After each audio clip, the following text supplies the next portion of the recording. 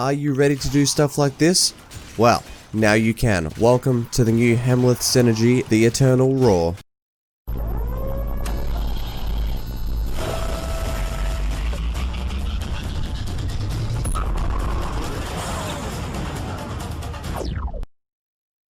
The Eternal Roar idea came to me on stream a few nights ago.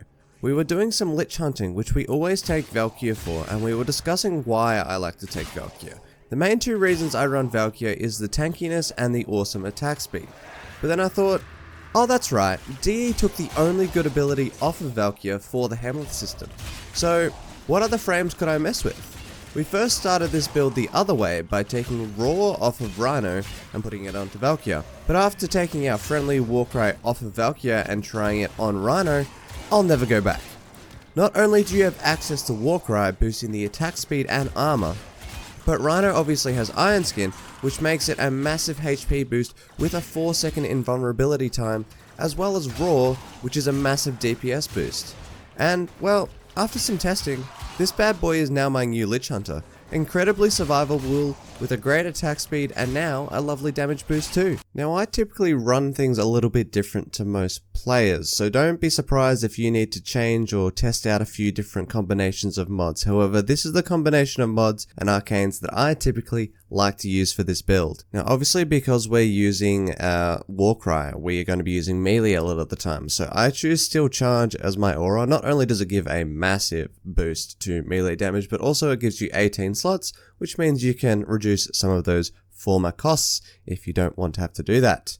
In our Excellent slot, we have Speed Drift purely because the time of casting can be crucial in keeping you alive in those higher level times when you're using Iron Skin, Roar, and Warcry all at once. Then on to the main mods. Now I have Prime Flow purely because we're going to be using 3 abilities. It's really good to have some energy stored up in the bank, just because when they run out, you want to be able to instantly cast all 3 abilities at any stage.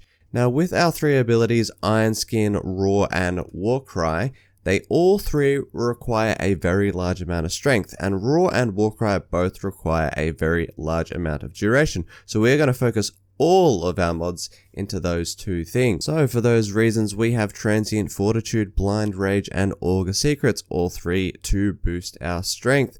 On the other side, we have Narrow-Minded and Primed Continuity, both of which are there to boost our duration. Now, we also have Steel Fiber on this build. Now, I've put Steel Fiber on there to increase the amount of armor you get from Iron Skin. However, if you don't want that extra armor for Iron Skin, I would suggest replacing it with Rolling Guard. Rolling Guard would allow you to extend your invulnerability time in the cycle of Iron Skin, wait till Iron Skin runs out, roll, then cast 2 again. And then for our final mod, we have Eternal War, which is one of the main reasons we brought Valkyr's 2 over. This will allow you to continue your ability every time you get a melee kill, and that means essentially that as soon as you cast Warcry in a mission, unless you run into a nullifier or don't attack anything for a minute essentially, you should be good to have your ability running constantly, and that will help massively with the energy drain. And also not forgetting the arcanes, we are running Arcane Energize and Arcane Fury. Arcane Fury because obviously again we are running a lot of melee and that is the primary focus of this build,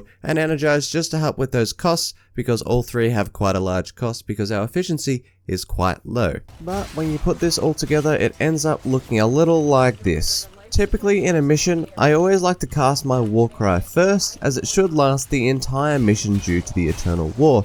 Secondly, I cast Iron Skin for that bit of tankiness, and Roar is my 3rd cast. Then from there it's pretty simple. For a majority of missions, the Iron Skin will rarely run out, but when it does, simply press 2 again and you are golden. With the Roar, we have put a massive duration on it, so again, you only need to recast it occasionally. Take whatever melee you fancy. For me, personally, I'm running the Kuva Shield deck. Then, just go ham. In the background you can see the build I'm running is effectively working on Steel Path Mott, which is what I was using to test this build. Obviously this build might not be for everyone, but I highly recommend giving this a shot and testing it out for yourself. If it isn't for you, I'm sure a few modifications and you might find that sweet spot. However, this is going to be all for this video. The Eternal Roar is a build I will probably be running quite often in the stream and in the future. Speaking of which, if you are enjoying the content here, don't forget to check out our Twitch channel where we stream every day, excluding Fridays, at 7 PM Australian Eastern Standard Time. I definitely think we are going to be looking at some more Helminth abilities and making videos on them here. So if you're looking for some more cool synergy, hit that sub button and the notification bell, and more will be coming to you soon. Much love as always, and Robo out.